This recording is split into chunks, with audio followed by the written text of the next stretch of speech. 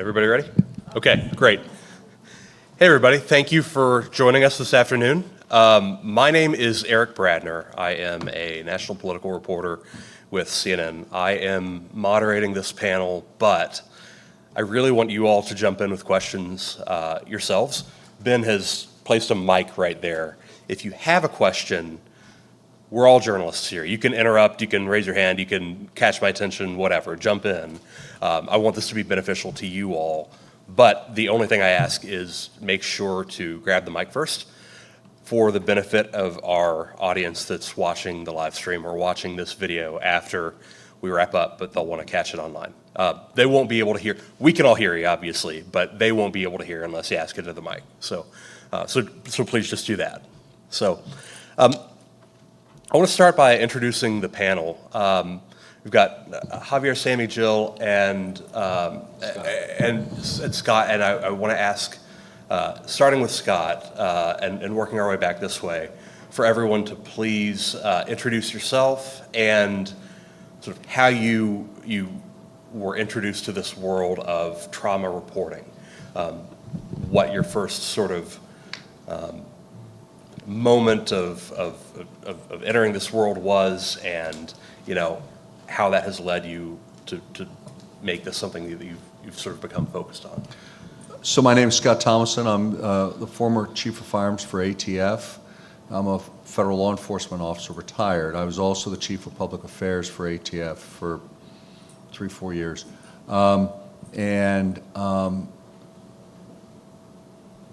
Reporting, being a journalist and being a law enforcement officer is very similar.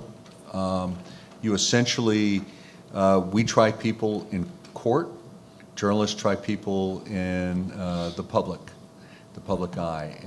You have sources, you interview people, and it's actually the same. I carry a gun, you all carry a pencil. Maybe that's a little old school, but essentially it's a lot of the same line of work.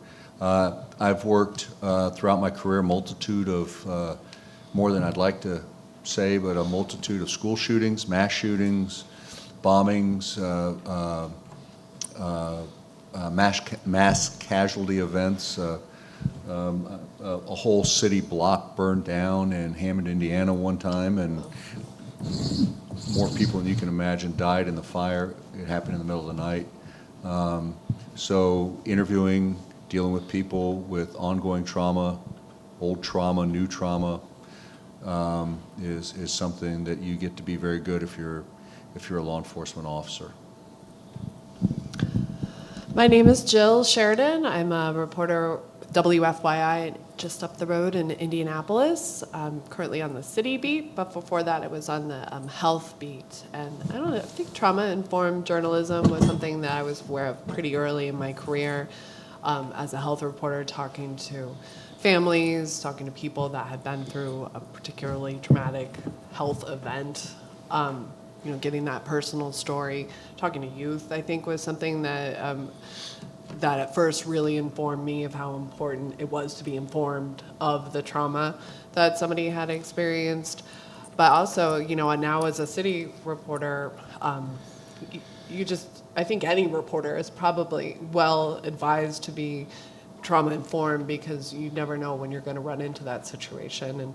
And as a city reporter, we cover mass shootings, we cover traumatic events involving the police and the public.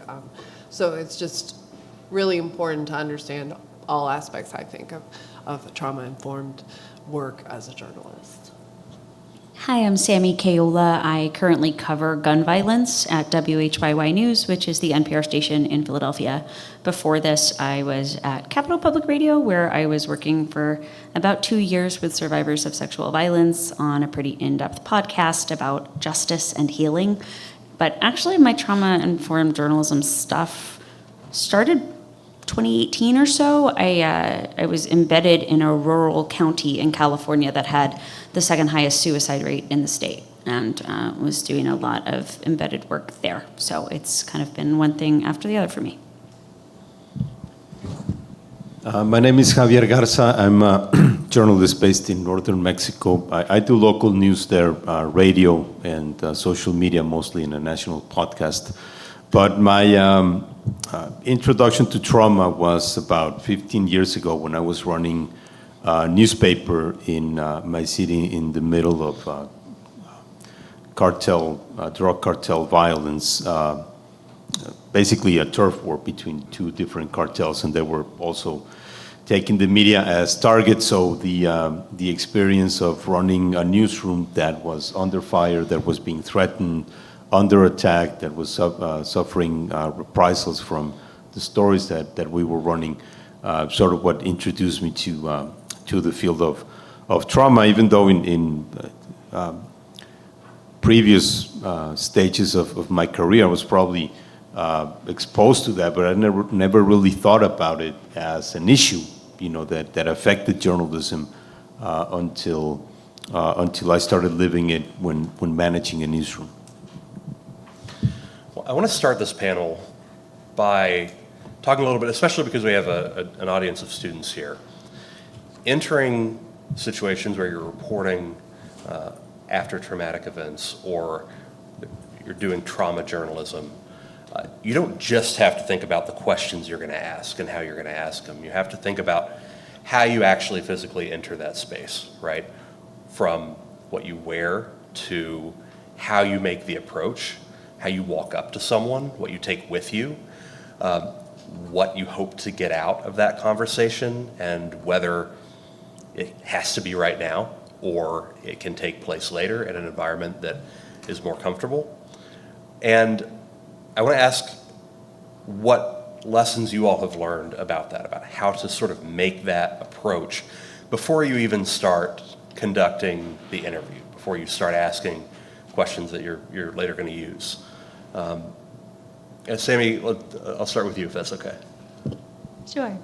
So I got to Philadelphia about a year and a half ago. I had been in California for like a decade, and I was told to cover the gun violence crisis, which is a really deeply rooted problem, mostly involving Black and brown Philadelphians in certain neighborhoods where the violence is the worst. And I went to those neighborhoods and we called it a community listening tour.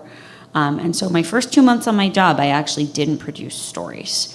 I just went to neighborhoods and introduced myself, and I said, hey, I'm with WHYY. We know this is a huge problem. We care about it. What do you think can be done? And what kinds of stories do you want to see in your local media about your community? And I got a ton of story ideas. I'd go and I'd set up a table. I'd have Post-its. I'd have butcher paper. And I'd be like, tell me your thoughts about media, which is it's very unconventional. And some editors didn't like it because I wasn't producing any content. But we had enough people in the newsroom that were like, no, we need to actually build trust. We need to have a reporter who knows the folks out there so that when there's a big shooting, she can show up and people will talk to her. And it actually worked. I got contacts that continued to feed me stories. And when something went down, they would call me. So it's really about showing up. It's about showing up. Jill, looks like you want to jump in. Oh, I was just going to say that's amazing that your shop will let you do that. It was a great idea. Yeah. Be able to not every shop is going to let you take it's a that pretty time. rare thing. And sometimes you'll just be thrust into a situation, and that's when you can use your nonverbals, you're assessing, if you're on the scene, if this is breaking, you can, look people in the eyes. You can. I would never stick a microphone in somebody's face and ask them, how are you feeling? What's going on? You want to see, first of all, assess the situation, see who may be willing to speak with you and sort of update you, but knowing the people too, and knowing the neighborhoods, knowing the communities, that could be an enormous help if you're a reporter in that city. Javier, having run a newsroom, how do you think about source building and allowing reporters time to get to know their communities, their beats, without deadline pressure? it's pretty hard because you always have the deadline pressures, but you need to be able, I guess, to let them develop their own sources and their own relationships, and you have to trust that they are, that they can rely on them. But mostly, I think, is you have to trust them to read the situation, is to how to approach somebody who was a victim of trauma.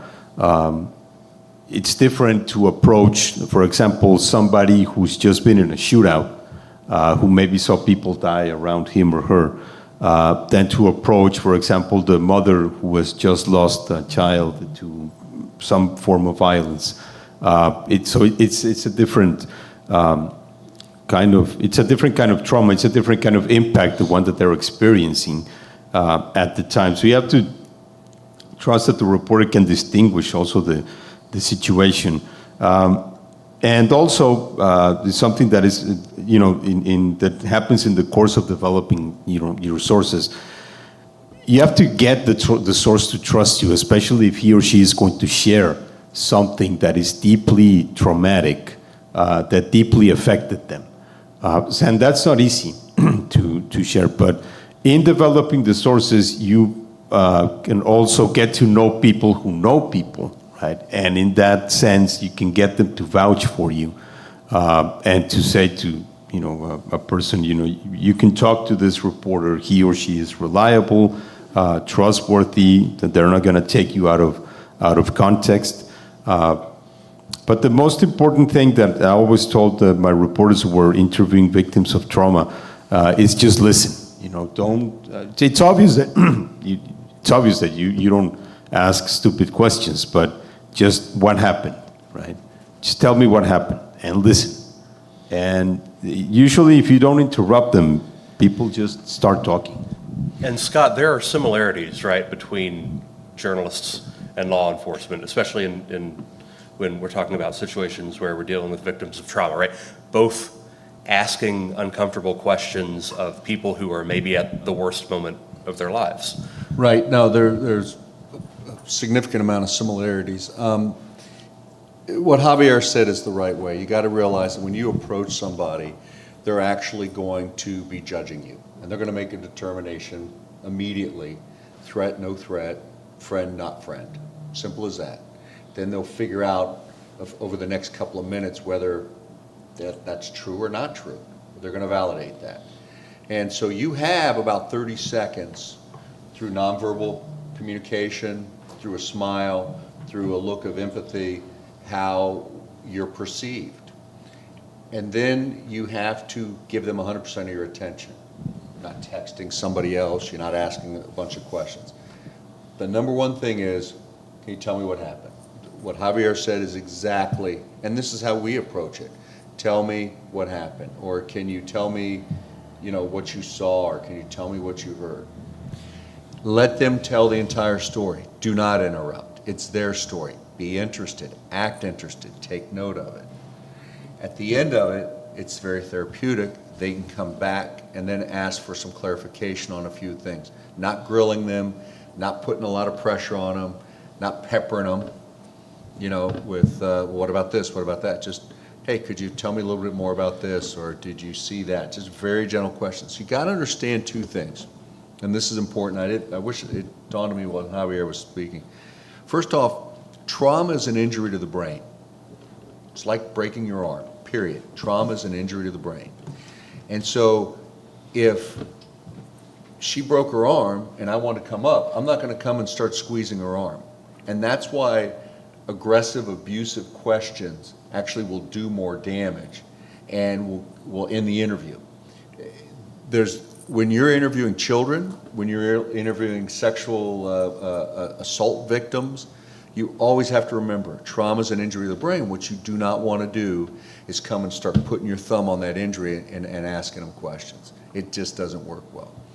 The other thing, and this is really important, is, and the reason I'm here, okay, is because for years, and I grew up in a journalist household. My father was a journalist, and actually My grandparents graduated from Franklin College. But anyway, so what happens is I sat there and watched, standing over a body or two or three or pieces of a body, and I'm standing there trying to figure out who did it and how do I get justice. And I look up and there's a journalist standing next to me. And they're seeing the same thing I'm seeing. They're looking across and looking at the family members of the victim, or pulling out charred bodies out of a building, a house, and I have to go notify them that is their spouse. And there's a journalist standing right there. There's nothing wrong with that. I'm used to that. I came from that house. But here's the problem, is law enforcement and first responders, fire, police, nurses, we've been dealing with the effects of trauma for decades. You have it in the journalism field. So if she and I are standing over a body that's been decapitated, she's going to feel some trauma. She might have PTSD from that. She might not be able to sleep at night. She might have that. What's happening is that's trauma transference, and even though her head's still attached and it wasn't her family member, she's there experiencing the same thing, yet there are no resources for journalists. And it's just now that journalists are starting to recognize, wait a minute, what about us? Because we experience the same thing. Probably Javier can speak to this I'm watching his body language. He's like, yeah, okay, well, because I know what Javier is seeing. But at the end of the day, is what I'm going to say is this, is you have to take care of yourself. So you have to start looking at self-care things. There's a lot of self-care things out there on the internet, meditation, yoga, or as people in my generation say, the yoga. And so you do things like that, and there's all kinds of things. Yes, ma'am. I don't know. I might need to walk over here. Oh, yeah, if we can, there we go, that'll work. Thanks. Thank you for your thoughts so far. I have a follow-up question for Mr. Javier. You mentioned a little bit how when you walk into a situation, there are different types of trauma, and so the way you approach different people should look different based on what they've experienced. So I just am curious if you could talk a little more about what those different approaches might look like. Well, for example, if you approach someone who's just been, let's say, I'm speaking a little bit from experience or from the cases that I've seen, in a shooting, for example. They're excited. They're not excited. I'm using the literal translation. They're altered, maybe shaking, a little bit panicky. So you need to get them to calm down. You need to wait for them to calm down before you start talking to them. You don't want to be too intrusive. You want to let that person be with people where she feels safe. And if he or she doesn't know you, they're not going to feel safe with you. So you have to be patient with that. If you go, I'm going to put the example that I said before, to a grieving mother, maybe the shock for her has passed, right? And now there is just sadness. And so the approach is different. You want to be very gentle in the way that you introduce yourself. Maybe, when you're asking somebody who witnessed something, maybe the way you ask them the question is, tell me what happened, right? But in the case of a grieving mother, maybe approach with, do you want to tell me, right? Maybe it's a subtle difference, but it makes a lot of difference in the way that you approach the problem, in the way that you give somebody control of what they're gonna tell you, you're asking them to tell you. The same thing with the victim of a natural disaster, for example. I was telling the story earlier about how I found a person who was shoveling sand because he was digging to get his tractor after his house had been covered by a mudslide. And I couldn't interview him, because he was doing a job. He needed to get his work tools out. And so I started shoveling with him, right? And we talked along the way. Because it would have been intrusive for me. Well, can you stop shoveling me and tell me what happened, right? I mean, you can't do that, right? But you have to do it in a way that they will feel comfortable. And so each situation has to be different. Can I hop on and say, offering somebody a resource is a really good way to build trust. I was covering the California wildfires. I was at an evacuation center. I interviewed a woman, and she said, I got to get to the other evacuation center. My son is there. Are you going that way? And I had my reporter car, and I said, yeah, get in the car. Because at the end of the day, you're a person, and they're a person. And if it's a traumatic situation, it's okay to help a bit. And Jill, you mentioned not sticking a microphone in front of somebody's face right away. As journalists, we all kind of know when you approach a source. There's some people that definitely want to talk to us. Some people definitely don't. But there's a big middle ground there. And when you have found someone in a traumatic situation who you think is going to be a good source, you think is going to be willing to talk to you, but you have to navigate it carefully. How do you sort of go from having met them to actually trying to get them to speak into a microphone, which is, I started as a newspaper reporter. It's a lot easier to get somebody to talk to me while I'm writing in a notepad than it is to get them either on camera or into a microphone. Right. I am a radio reporter, so that's my first love.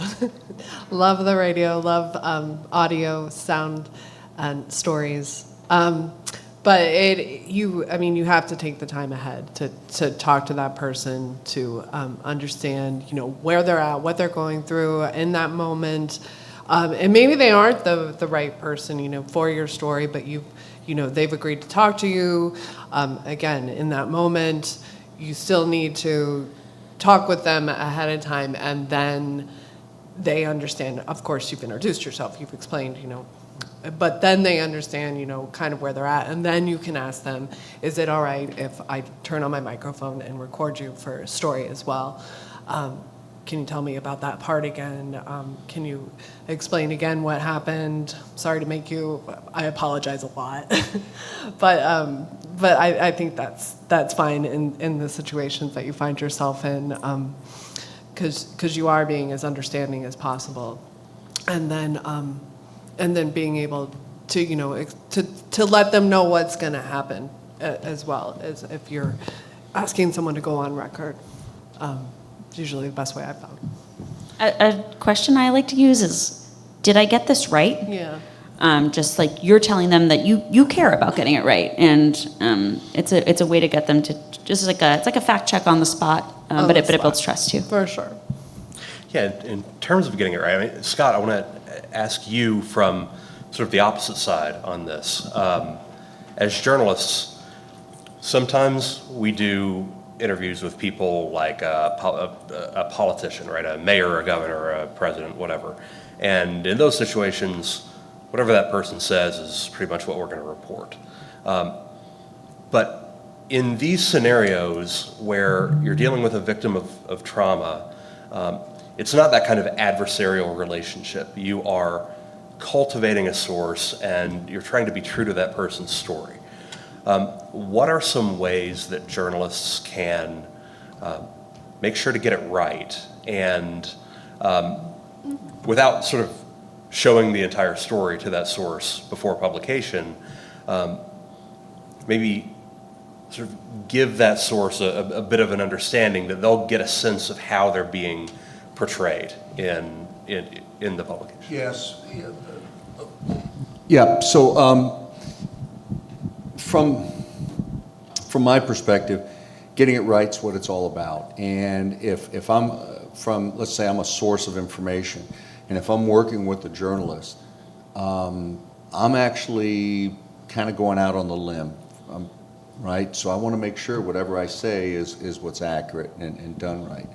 So a lot of things is I'll say things like, okay, you got all this down. Now I've dealt with some journalists that'll say, hey, yeah, let me read through this for you, or would you like to see it before it goes to print, just to validate the facts, not to change the content, just to validate the facts.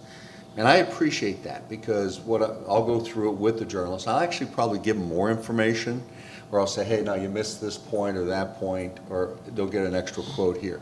I have some journalists that they don't ask me to, they don't want me to review their work, and I'm not going to really ask to review their work. I trust them. But you have to build that trust up. I've actually had situations where I worked with the journalist. They wrote a story, and it came out on the front page of the Seattle Times, and the editor actually moved the story around in different paragraphs, so it changed the whole tone of the story, and it got me in hot water, because it went from I was kind of saying this is what historically happens in these types of cases, and trial was about to start on a Hells Angels case on a Monday, and the way he wrote it was I was actually commenting on their Hells Angels case. So I had the FBI, I had the U.S. Attorney's Office on my phone screaming at me, and I basically called the reporter. Reporter read it and went, "Oh my gosh, he changed it." They had to print a retraction. It didn't do me any good, but at the end of the day, I wasn't working with that report, and I told him I'd call the editor. So you want to get it right, and sometimes it's out of your control because it went to the editor. It was in, and he made the decision to change it. But getting, so you just got to work with it. You got to develop the source and develop the trust. It's really all about trust. And Javier said something last session that's journalism is transactional, and I'm going to use that. I'll give you credit when I feel like it, but no, That's not mine. That's ancient wisdom. Well, okay. Socrates said. Anyway, no, but it is transactional, and life is transactional, and interreactions are transactional. So. I want to just talk a little bit about consent. Like, we all have ways that you get consent. You say, like, hey, I'm a reporter, I'm doing a story. Do you consent to being on the record? Or do you want to be on background? But also think about the state of mind of the person you're asking. Because if somebody is in the immediate aftermath of trauma, they might not be in a state of actually being able to give consent. Like, if they're too much in shock, if they're too scrambled, and they might come out later and be like, oh my God, I was out of my head. I don't even know what I said to you. How did you use that? So is it actually responsible to use something, even if somebody gives it on the record? Were they in a place to actually give consent? That's something I think about. Yeah. I'll just add something that a little bit into something that Jill said about, you're on radio, so you have to record. Also, the way you approach something, and then the way that you record what they say. Some people might find tape recorders or a device intrusive. Other people might recoil if you shove a camera in their faces. So you have to be very careful about, when you talk to them, how are you getting everything down? Sometimes if you're writing, they might feel that you're not paying attention. So it's kind of hard also sometimes to what are you writing in there? It makes them nervous. Yeah. Sometimes a notebook makes people nervous. So what are you writing down? Definitely. Right, and now a lot of reporters actually, instead of writing on a notepad, type in their phones. So it might seem as if you're messaging with somebody else. So be prepared to memorize everything that they tell you. And then just go write it down as fast as you can, or record or do a voice note as fast as you can. Sometimes it helps better if it's just a one-on-one. We got a couple of questions. I'm sorry. Is this on? We'll come to you next. Sorry, go ahead. I was curious, when you were shoveling with that man, what did you do? What did I do, or what did we talk about? Both. Well, but mostly what did you do to record what? No. It was just a conversation. It wasn't like a full interview with him. I was doing mostly the story about this village that had been covered in a mudslide.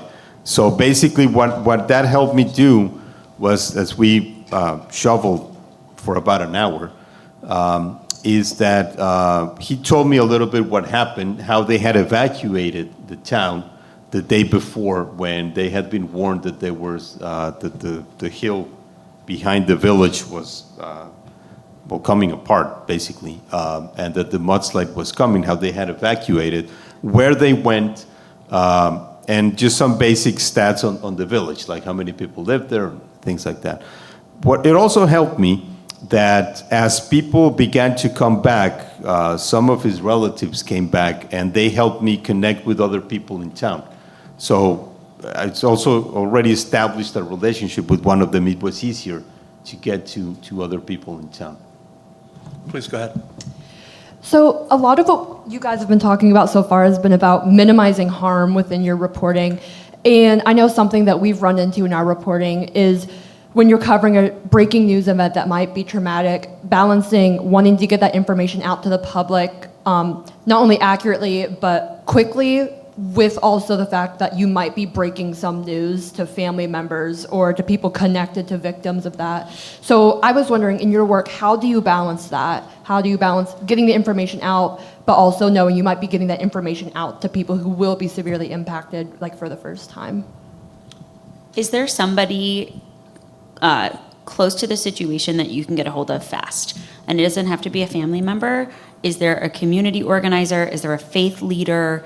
Is there anybody that just kind of knows say it's a neighborhood where something happened, that can give you at least a perspective that's not the police? Because sometimes the police don't have the whole story, and if you only run their side, it may be wrong. I mean, it's going to be attributed to them, so like it's really on the police and not you, but it breaks trust. If you want your listeners to trust you, you're better off trying to, even if it takes another like hour or something, just see if there's anybody who can act as a liaison for the people that have been harmed. Again, you can't always get it, but it goes a long way. You know, the other thing is you have to be 100% accurate on what you're reporting. I mean, I have to tell you, it's kind of like what does the medical profession do no harm? When you report and don't do your due diligence on the validity of the information you're about to report, you actually cause a lot of harm. And you cause harm to the individuals, to the family, and to the investigation and what's going on. You have to check your source. And I think oftentimes people are in such a rush to get that scoop that they'll just take the first thing they hear and they'll go to print. And I know there's some news outlets on TV that I won't mention, Fox, that will print everything or throw everything out there that they possibly can. I have to tell you, you got to be accurate in what you're putting out there. It's a great question. I've beaten law enforcement to telling family accidentally, by the way. I mean, it's an uncomfortable situation, and I don't envy police that have to do that sort of thing every day. But let me just add something. I think we have to redefine the concept of breaking news, because social media actually broke breaking news. If you're talking about something that's happening out in the open, chances are people are going to find out, not like they used to by a news organization, but they're going to find out through social media by a chat group or somebody's tweet or somebody's message in Facebook or whatever. So I think the role of the news organization in that case, like the classic would be in our topic here, a school shooting. The role of the news organization in this case is not to be first. A lot of people arrive first, right? And basically everybody knows that if something happens right now, the whole town is going to find out, not by journalists.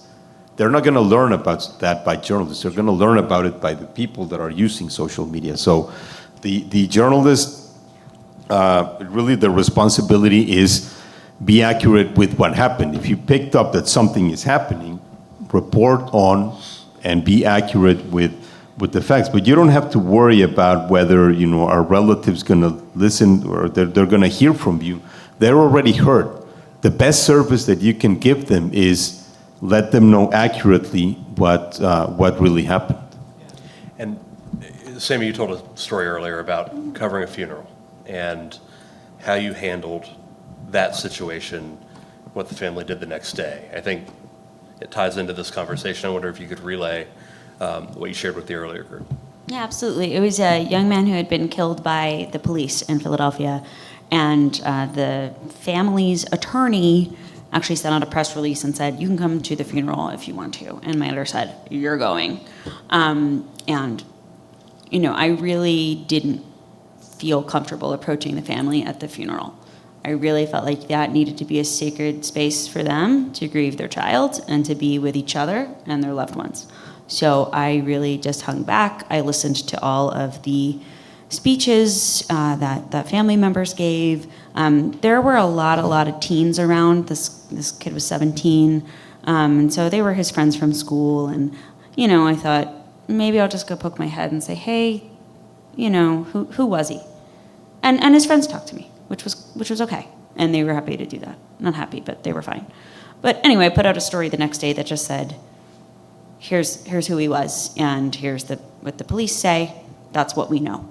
And a day or two later, I got an email from not the mom, but a cousin who said, hey, I'm sort of emailing on behalf of his family. His mom liked the story that you did, thought you captured Anthony really well, and would you like to come over to our house to sit and talk? And so I did do that, and then I had all the time with them, and they just wanted to talk. They just wanted to tell stories. They wanted to show me his like, you know, stuff in the house that was his. They laughed, they cried. I think it was healing for them. What I didn't tell you in the last session is that we didn't really use that interview. I told my editor what I got, and she was like, well, what's the story? Because at that moment, there hadn't been any new developments in his case, right? And that was okay.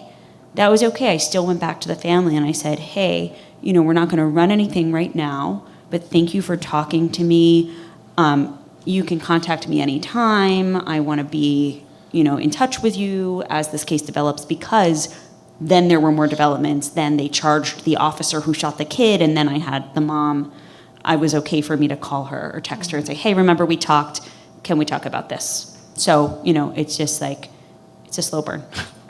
Well, and the subject of trauma journalism is such a broad umbrella. It can cover trauma suffered over a period of years and years, and it can cover trauma from a moment that unfolded in minutes, seconds, right? And so, Jill, I wonder if you could share your perspective on how you approach a big breaking news situation, like maybe the FedEx shooting in Indianapolis. I'm thinking of the State Fair stage collapse. Moments that are the home explosion in Southport. Moments that are clearly going to dominate the news, where you are under intense time pressure, but you are also dealing with people who have just suffered something unthinkable. And you have to make decisions about how hard to press, what is fair to those victims and what's not. How do you sort of work through the decisions you have to make in really small periods of time in those situations? And I think you know, again, can just really try to assess the situation, be looking at people, see where they're at.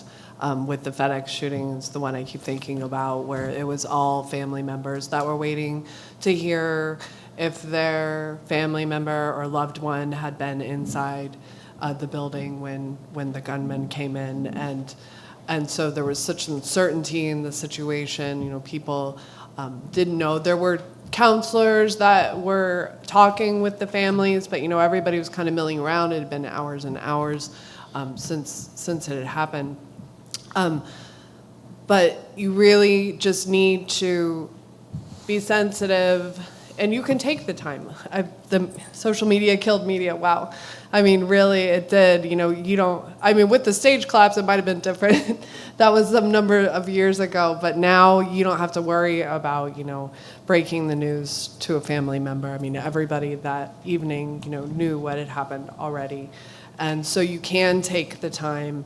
You can,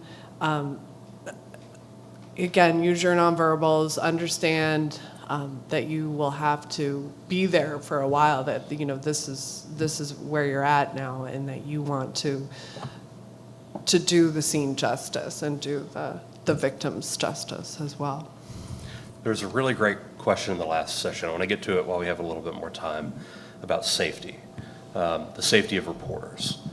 And Javier, I want to start with you because journalists in Mexico deal with some threats to their physical safety that is much less common in the United States. How do you manage a newsroom in that environment? How do you know when to back away from stories or find different ways to approach stories that could put you or your team in jeopardy in terms of physical harm? Yeah, well, it sort of happened incrementally. I mean, at first we didn't realize that we had need for safety measures, like when, for example, covering a crime scene, right? It used to happen that reporters got to a crime scene before everybody, before the ambulance, before the police, before the investigators. Eventually, because, you know, in those days, it would be like a brawl, or there would be like, you know, somebody shooting in a robbery or something like that. But, you know, as violence became different, it became this rivalry between drug cartels. We realized that there would be more danger. So, for example, one of the first rules was don't rush into a crime scene. Just wait until it's been secured and then you show up. Don't go alone, go with a photographer or go with people from other news organizations. You know, have some safety numbers, practice situational awareness. We started developing little by little. It was really incremental process. And then we started developing something else that I call editorial security, is that we sort of figured out that criminals knew how to manipulate a story. And they knew that editors would treat stories differently depending on how they carried them out. For example, and this is kind of gruesome, but it's really the way that we went about this. If a body is dumped in the streets, right, it has X news value, right? And as that becomes more common, the news value decreases. But if the body is decapitated, higher news value, right? So the criminal knows that it's going to get bigger play, it's going to maybe get a picture, bigger headline. If the body is mutilated, bigger. If the body is hung from an overpass, much bigger. And that's really the reality that we confronted. But, you know, eventually we said, you know, we can't, if we go along, you know, with this form of, you know, violence is the message kind of thing, right? We are going to become spokesperson for the criminals. You know, we're going to become loudspeakers for their violence. So we need to be more circumspect in how we treat these stories. So we basically treat all the stories the same. You know, one person killed, two person killed. And then in the body of the story, we would say if that person had been decapitated, mutilated, or whatever. Because we needed to basically assign the same value, because we would fall prone to being manipulated. And that was also another layer of security. And, you know, what I was telling earlier is that while it was obvious that if we had a story that we knew was going to get somebody killed or something, our offices attacked or somebody kidnapped, we wouldn't run it. But the worst part was not knowing if a story we had would have that consequence. And so the decision to run or not run really became a coin toss. It's like, we have to run it, and then, you know, we'll see what happens. But it's a process of trial and error. There is really no, sometimes I get, you know, people from other places in Mexico, even in Central America, they say, you know, can you share with us your protocols? And I'd say, I'd like to, but, you know, if you apply them, they're no good because they don't correspond to your situation. They correspond to my situation. And that was also changing all the time. So we had to adjust to the way that violence was evolving and the way the criminals were behaving. So it was really a long incremental process. Let me just recommend something about your question to Jill about how you organize covering breaking news. Read Ken Olada's profile of Howell Raines that appeared in the New Yorker about 20 years ago. And I have this really liked it because Howard Raines was the editor of the New York Times when 9/11 happened, and there was no bigger breaking news than 9/11. And he talks about how he organized the day, how he organized the newsroom that day, how he sent the reporters out, and also talk about how the reporters eventually needed to find some space to deal with their own shock, their own trauma, because of course they were New Yorkers, right? They lived there. And what developed after that, at a point when there was very little awareness of what trauma journalism really was. That profile appeared in, I think, by 2002, about 20 years ago, in the New Yorker. It's really, really good. And his recipe for that, Howard Raines said, was this football term of flooding the zone, just like put all your resources into it, and then you figure it out, right? But just send everything in and then see what happens. I would echo that recommendation. I read it, I was in late high school at that point. Absolutely. Scott, I want to ask you, picking up on the point Javier made about covering violent acts, right, where the intent of the criminal is how you're portraying that is an important part of the news judgment that you're making as you're telling this story. Are there similar lessons that we can learn from shootings where perhaps the killer was trying to express some sort of message and how we treat that message as we're reporting on those shootings? Yes, I'm sorry. Yes, so most investigations that involve death or very complicated types of investigations, the police are going to always hold back a certain elements of that crime. And that's done just to eliminate false suspects and to make sure that you get the right person. So there may be little things that are integral to the commission of that crime that they don't want anybody to know. Now, a good reporter with good sources and with who's working hard and not just taking the spoon-fed stuff that the police are giving them, or actually out there working other sources, will probably come across that information. And then you have to, as a journalist, you have to sit there and start thinking, do I really want to print this or not? Because I know that this is a nugget that actually will help bring justice to this family. Or is this something I hold back? Or do I have a source within the police department that say, hey, I just had a source that said that they used a red bandana to choke the individual before they stabbed him 3 times in the right ribs. Well, that may be stuff that you found out, but the police didn't really want that out. And so you have to judge that information to say, hey, do I hold it back or not? And the answer is very clear for me. Yeah, you want to hold it back. If you have the police sources, they'll say, yeah, you can't print that. I'll take care of you on the back end.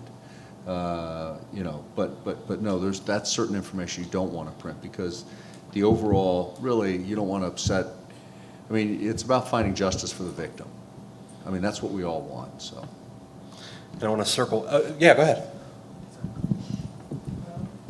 Here we go, yeah, either microphone, there we go. I have a question for any of you who wishes to answer. From your years of working as journalists, what advice do you give to cultivating sources and maintaining those relationships? Just keep in touch with people. Don't get what you need from them for that one story and then never talk to them again. If it's somebody that you think you want to use in the future, you can check in. You can just check in. You can just be like, hey, how have you been? If you remember something about them, like, oh, you told me you were starting college. How's college going?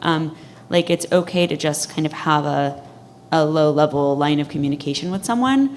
I do something really kind of out there that maybe you can do depending on your job. I cover gun violence, right? And there's like all of these community activists that I interview a lot, and also academics, and also I don't include my government sources here because I don't always want them to know what I'm doing.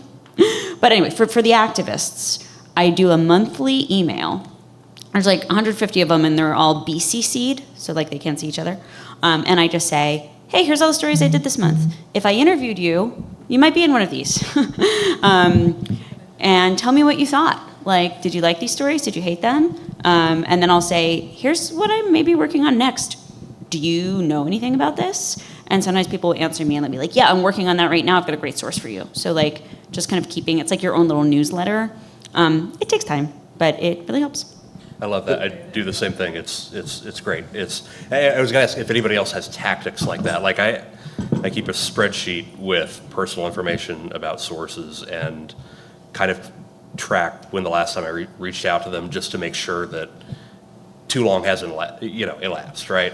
You don't want to like let potentially useful sources go cold just because whatever area you've developed them in isn't kind of what you're doing right in that moment. Are there other tactics that you all have found to sort of keep in touch with people when maybe you don't need them, so that they will answer the phone or answer the door or So respond? let me give a quick response to that as a source. So the best way, if you want to develop a source, in my mind, and this is just my opinion, the best way to do it is you reach out and get to know the person on a personal level outside of the job. And what I mean by outside of the job is not related to a specific event that you're covering. So, for instance, call somebody up. Hey, I'm Captain. You're in charge of the new gun unit and in Indianapolis, and I'm the NPR reporter on the gun beat. Do you have mine? We'll go have a cup of coffee. Not on the record, just to say hello. And then during that, you kind of do a little sales. This is who I am. This is what I'm trying to do. If you get to know somebody outside of a specific event, so in other words, you're not showing up at a shooting going, okay, what happened? Now he has that knowledge and trust. So for instance, there's a guy named Dave Olinger. He used to work for the Denver Post. I've known him for 25 years. Trust him. I've been a source for him he covers a lot of gun stuff. He covers actually stolen firearms from police departments. There's a guy named Bill Dolan. Bill Dolan is a reporter up in Northwest Indiana and with the Northwest News. These are people that I developed a relationship. I trust them. I know them.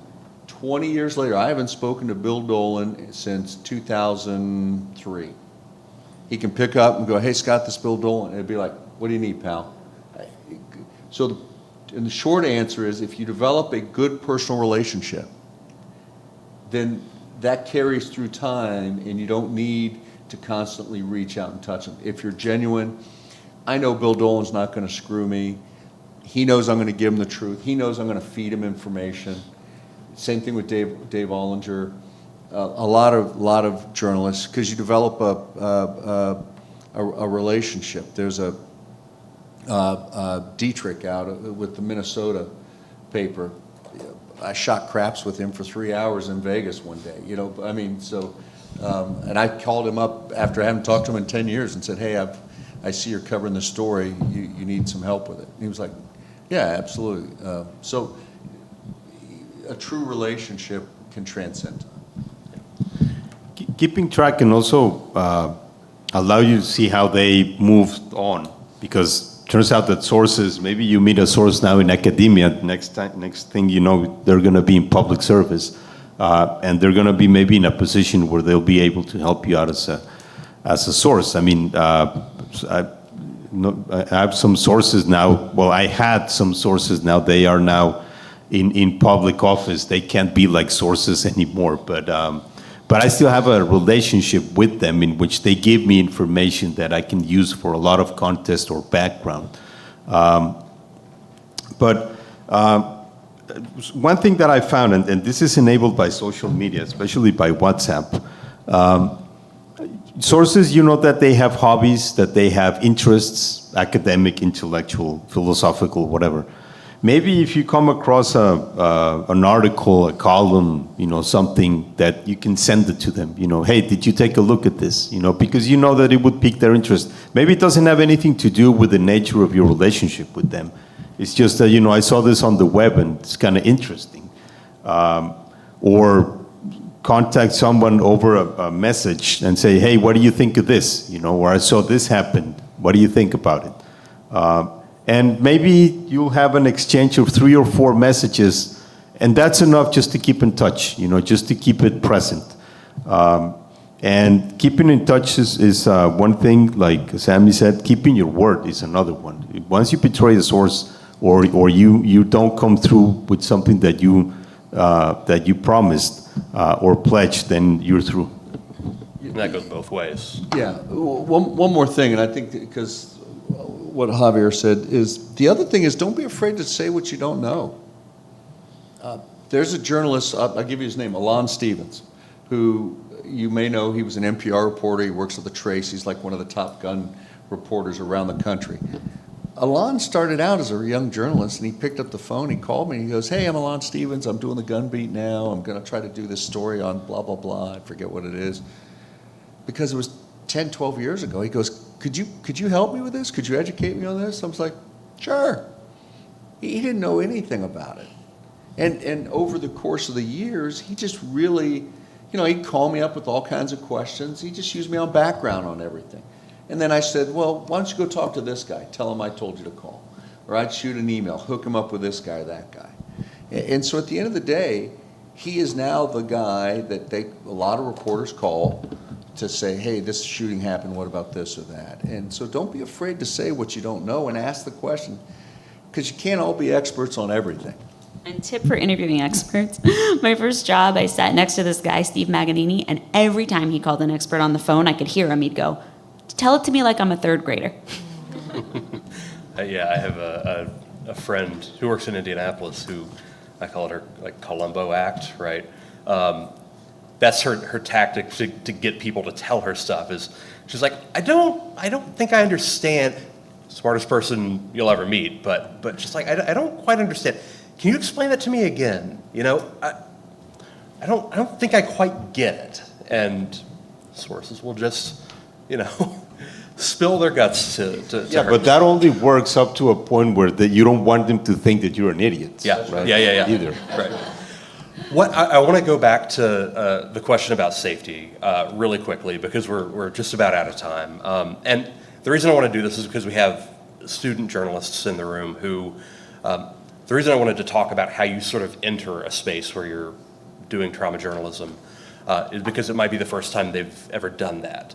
I also want them to understand some of the options that they have. And so, Sammy, you talked earlier about covering protests, places where you might feel physically unsafe, right? Or where at least it's going to be a tense situation. And you talked about sending more than one person, right? Sending a team. And this is something that applies in a lot of other contexts too, but I think using protests as an example, how do you do it? What's the goal there? Who do you send and why do you do it that way? Yeah, so this is just a reporter's perspective. I've never been a newsroom manager, but it's not worth your life. It's not worth an injury. It's not worth being arrested in most cases. I had a colleague that got arrested during George Floyd demonstrations, even though we did everything we could to avoid that. He was okay, and then that became part of telling the George Floyd story. It was like the cops were so, for lack of a better word, aggressive that they arrested reporters. But we always had 2 reporters out, and we had a photographer out, and the reporters had each other's phone numbers, and we were supposed to check in every 30 minutes to be like, are you cool? You're cool. We had an editor who was on shift who was always going to pick up the cell phone. That was like his only job that day, was like be on hand for people at the demonstrations. We had safety equipment, and yeah, it's very easy usually to tell a story without endangering yourself if it's a big group of people, because you can get people on the outskirts. If you see rubber bullets, you don't have to run toward them. Take shield, take cover. And if you're not sure about a situation, you call your editor and ask. I mean, I'm all about teamwork. Like, working alone, you're gonna make decisions out of panic, you're gonna make decisions out of fear, and they might be unsafe decisions.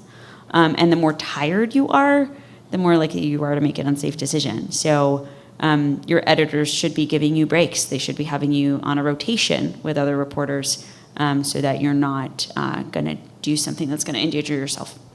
Yeah, I would say to be aware, you guys, because you might end up in a smaller shop where you don't have people that can go out with you, where you don't have like that support. But there should be at least one person that you can be in contact with if you do have to go out on a situation that's, you know, potentially traumatizing to you and to your community. There should be at least one person that you can communicate with, and there should be an understanding that, you know, you're just you can't do everything. Thank you all so much. I think we're out of time. I appreciate the great questions, and we'll end it there. Thank you. Thanks, everybody. I think Doug maybe.